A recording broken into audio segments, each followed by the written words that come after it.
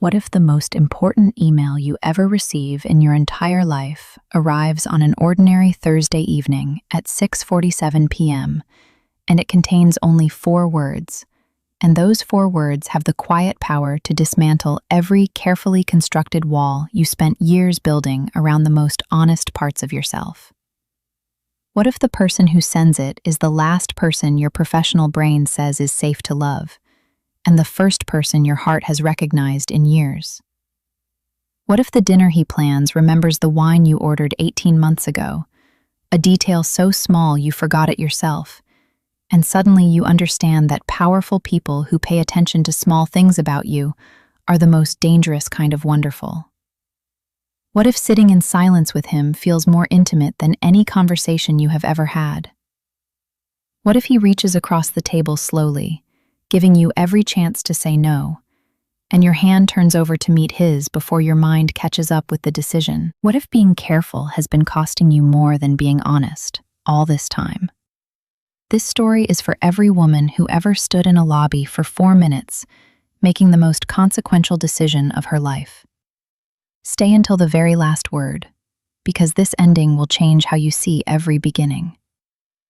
The email arrived at 6:47 p.m. on a Thursday. Dinner, tonight, rooftop at Celeste, 8 p.m., Daniel. Nothing more. No explanation. No agenda attached. No polite corporate language cushioning the request with professional distance. Just my name in the subject line, and 4 words that rearranged every molecule in my body. I read it 3 times, then 6 times. Then I placed my phone face down on my desk, pressed both palms flat against the cool glass surface, and simply breathed. For 3 years, I had worked for him. 3 years of quarterly reviews where he sat across from me with that perfectly composed expression, acknowledging my contributions with precise, measured words that revealed absolutely nothing personal. 3 years of conference calls where his voice carried across speakerphones with an authority that made entire rooms fall silent immediately.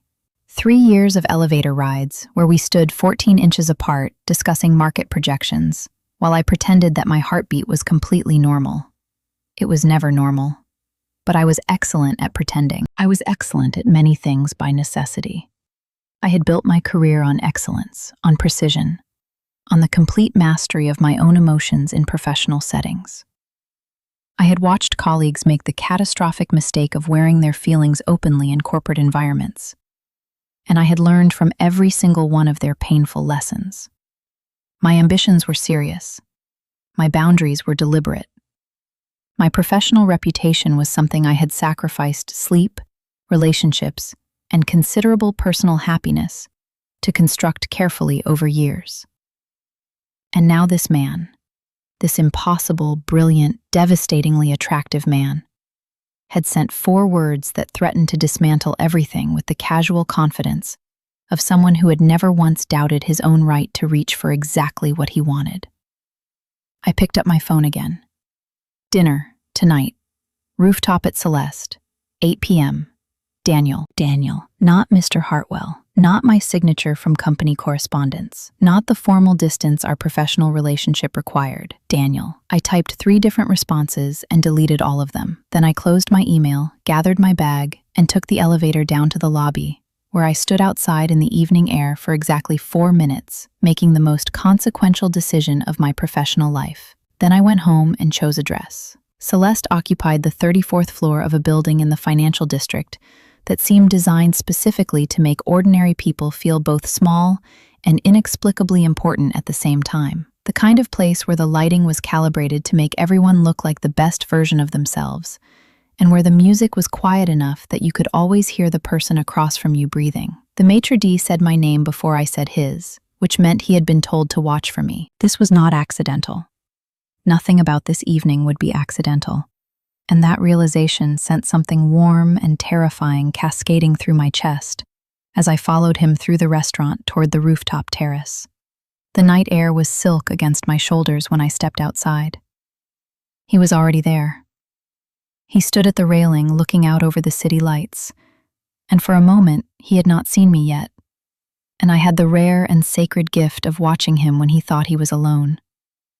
His jacket was off. His sleeves were rolled to the elbows in a way I had never witnessed during business hours in 3 years. His posture was still straight. This man would be straight-spined at the end of the world. But there was something looser about him. Something that the glass walls of boardrooms had always carefully contained. He turned before I reached him, and he smiled, not the professional smile I catalogued in my memory and replayed on difficult evenings. Not the controlled, strategic expression of someone managing a meeting or managing expectations or managing anything at all. This was something entirely different, something that reached his eyes and stayed there, unhurried, like he had decided this moment deserved patience. "You came," he said. "You didn't give me much choice," I replied. "I gave you every choice." His voice was quieter than the office, though the office was never loud to begin with. "That's the first thing I need you to understand about tonight."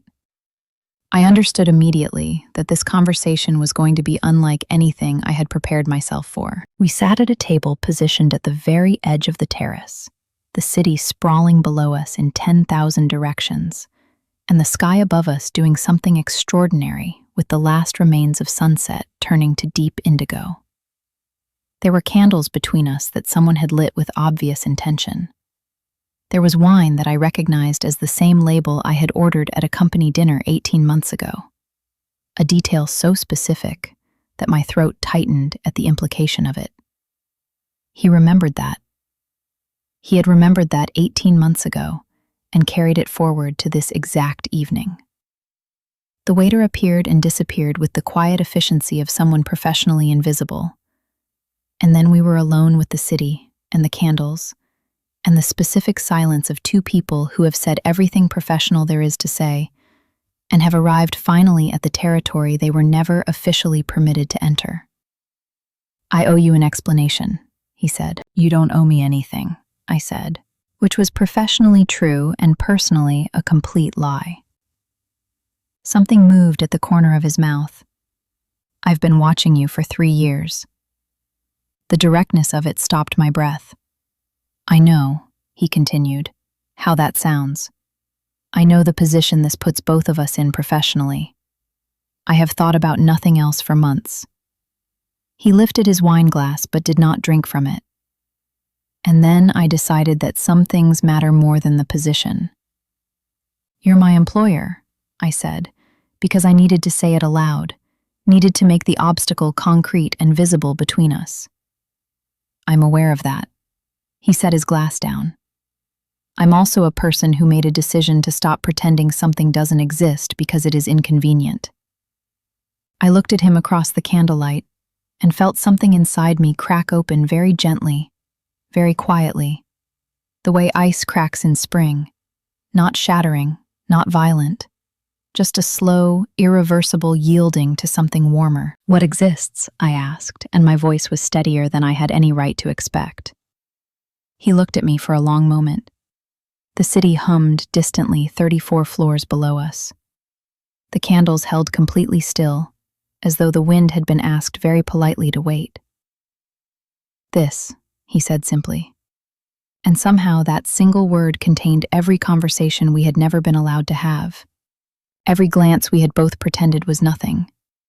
Every moment we had built our respective professional fortresses a little higher, specifically to survive being in the same room together. We talked for 3 hours. I learned things about him that 3 years of proximity had never revealed. That he had built his first company at 24 and lost it at 27, and spent 2 years reconstructing himself from that failure, with the kind of methodical determination that most people apply to surviving grief. That he read history because it was the only subject honest enough to admit that nothing was inevitable. That his relationship with silence was intentional. He had spent years learning to be still in the middle of pressure, because it was the only counterweight that worked. He learned things about me. He asked questions that nobody in a professional context had ever thought to ask. Questions that assumed I contained depths worth excavating. He listened to my answers with the same focused intensity I had watched him apply to earnings reports and strategic presentations, And the experience of being listened to like that, truly listened to, as though my words were information he would carry carefully and not spill, was so unexpectedly profound that I had to look away twice to compose myself. Between conversations, there were silences. Comfortable, breathing silences that neither of us rushed to fill. At some point, the restaurant below us had quieted, and we were the only people left on the terrace, and neither of us had noticed the moment that happened. "Can I tell you something?" he said, during one of those silences. "Yes." I almost didn't send that email. He looked at the city rather than at me. I wrote it 4 different times over 2 weeks. I deleted the first 3. I thought about my 3 deleted responses and felt something sweet and almost unbearably tender move through my chest. "What made you send the 4th one?" I asked. He turned back to me then, and in the candlelight his expression had something in it I had never seen in 3 years. Something open, something undefended, something that powerful people spend their entire careers learning to conceal from every possible direction. "Because I decided," he said quietly, "that being careful was costing me more than being honest." I held his gaze across the candles and did not look away this time. There are moments in life when every carefully constructed version of yourself becomes temporarily irrelevant. When the professional identity, the cultivated boundaries, the elaborate architecture of self-protection all go quiet at the same moment, and what remains is something much simpler and much more true. This was one of those moments. He reached across the table very slowly, giving me every opportunity in the world to choose differently, and placed his hand over mine. His hand was warm. I had not predicted how purely, simply warm it would be. I turned my hand over beneath his and let my fingers close gently, and the city carried on 34 floors below with complete indifference, and the candles held their light. And I understood with the clarity that only arrives in the most unexpected moments that some decisions change the geography of your life permanently. This was one of them. We sat like that for a long time without speaking. At some point, he said my name, just my name, nothing attached to it, no request, no context. And the way he said it made me understand that my name had been living in his mouth for quite some time, waiting for an evening like this one to finally be spoken, without everything professional standing between us. "I should tell you," I said when I trusted my voice, "that I deleted 3 responses before I came tonight." He laughed. It was a full, real, unhurried laugh, and I cataloged it immediately and knew I would carry it with me for an extremely long time. "We are," he said, still smiling, "apparently both very cautious people who make the same reckless decisions eventually." "Apparently," I agreed. He did not let go of my hand. I did not want him to. We left the restaurant at midnight. The city was still luminous and restless in the way that great cities never fully rest, and we stood on the sidewalk in the particular quiet that exists between 2 people who have just stepped through a door they cannot step back through and are not certain they want to. He walked me to my car. At the door, he stopped. He looked at me with that open, undefended expression that I was already beginning to think of as the real version of his face, the one that existed beneath the boardroom composure. "Same time next week?" he said. "Same time next week," I said. He smiled again, and I stored it somewhere permanent, somewhere beneath the professional and the careful and the guarded, in the place where the truest things live. I drove home through the lit-up streets and sat in my parked car outside my building for 10 minutes, not moving, not thinking coherently, simply existing in the aftermath of an evening that had quietly, completely, permanently rewritten the story I thought I was living. My phone buzzed. A message. No words. Just the name of the wine from dinner with a link to the vineyard's website. I stared at the screen for a long moment. Then I smiled to myself in the darkness of the car, in the particular private way you smile when something has happened that belongs entirely to you, when a story has just begun that you did not plan and cannot predict, and would not trade for any version of the carefully organized life you maintained so diligently, right up until a Thursday evening email arrived at 6:47 p.m. and rearranged everything. Some things matter more than the position, He was right about that. He was, I was beginning to suspect, right about a great many things. This story is ultimately not simply about romance with a powerful man. It is about what happens when two people who have both mastered the art of professional control finally choose honesty over safety. It is about the specific courage required to reach across a table, literally and figuratively, when the stakes are enormous and the outcome is uncertain. The CEO's vulnerability, his deleted emails, his rolled-up sleeves and unhurried smile, all speak to a universal truth. Power without emotional courage is incomplete, and the bravest thing any person can do is allow themselves to be genuinely seen by someone who matters. She chose to come that evening, not because she was reckless, but because she recognized, somewhere beneath all her careful architecture, that some opportunities arrive exactly once. Their story is just beginning, and what makes it extraordinary is not the candlelit rooftop, or the perfect wine, or the city sprawling below them. It is two exceptional people choosing, simultaneously, to stop pretending. That choice, made with trembling courage on both sides, is the most romantic act in any story ever told.